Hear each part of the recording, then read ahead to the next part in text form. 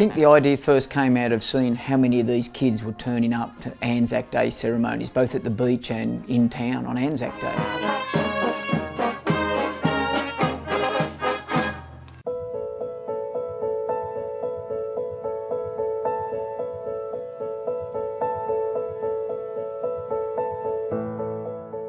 The council was approached by the Coogee Surf Club to look at building a national memorial for fallen lifesavers, that is, members of the lifesaving community who had lost their lives in the wars.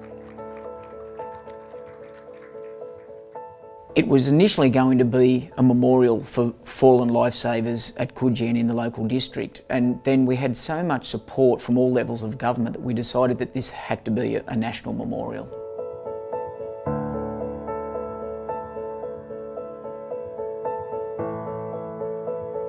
As a surf lifesaver of 28 years experience, I'm really proud that this nationally significant monument will be right here in our community. For well over a century, volunteers have been giving their time keeping the swimming public safe on our beaches.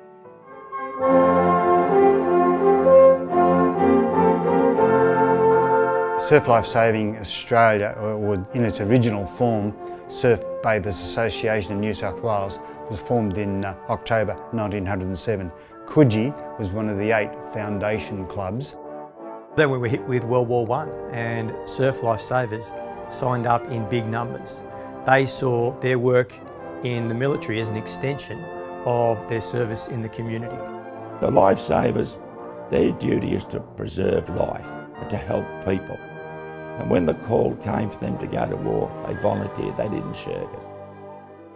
When the call to war came and our lifesavers went off to the war, it decimated the membership of the club, and it was pretty well much the few remaining members, the women and the children of the members that stayed behind that kept the surf clubs running in those war years. The Anzac ethic's always been very strong to Australasians. Well, it's one of our major things, isn't it? I think because of my background and that, it has got a special meaning for me.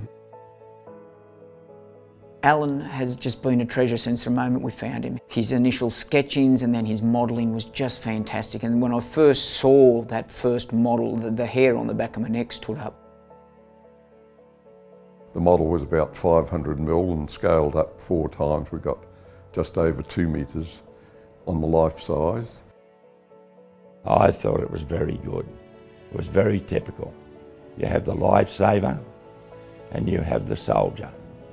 And you have the surf reel in between them, and they're looking out at sea. One looking after the swimming public and the other looking off, across the horizon to the unknown. It's a very special and uniquely Australian design that really captures our ideas of service and sacrifice. I don't really like highly finished sculpture. I tend to think if you leave it a wee bit less or underdone, it leaves something to the viewer's imagination. The ultimate tribute to service to our community and our nation. It's the perfect representation of why Australian diggers are so dogged, tough and willing to serve. This project interests me on 3 counts. I'm the patron of the Newport Surf Lifesaving Club.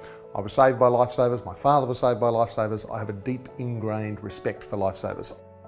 I'm interested in Australian history and I'm interested in commemorating the sacrifice made by Australians in wartime. As I go around the country to different clubs, you'll see honour boards honouring those that have served and those that were killed in action. So from a national focus, there is a lot of attention on it and it's very strongly supported. The electorate of Coogee is one of the smallest electorates in Australia, but we have 4 surf lifesaving clubs here. So I think Coogee is an entirely appropriate place to put a memorial such as this. The Surf Lifesaver is a ubiquitous site around Coogee, and they're so much part of the fabric of our lifestyle here. We never wanted the memorial to be something behind a pedestal or behind a wall, a fence. It had to be down for the community. There's a memorial wall to commemorate the fallen lifesavers. There's the statues looking out over the bay. There's a flagpole and beautiful landscaping, somewhere that is appropriate to commemorate these fallen lifesavers.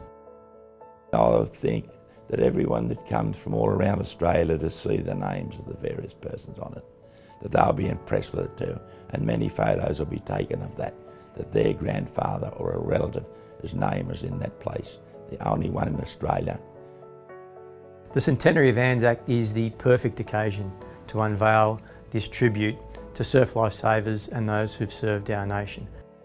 Each year at the beginning of the surf season, a raising of the flag ceremony will be held at the site. This will be an important day for the community to gather at the memorial and to pay their respects. It'll celebrate the contribution that surf lifesavers have made to our nation and those who have gone on to serve in our defence forces, protecting that way of life that we as Australians enjoy every day right across this nation. National recognition of fallen surf lifesavers is very important for the movement. We have many members who have served as volunteers in the military and gave their lives.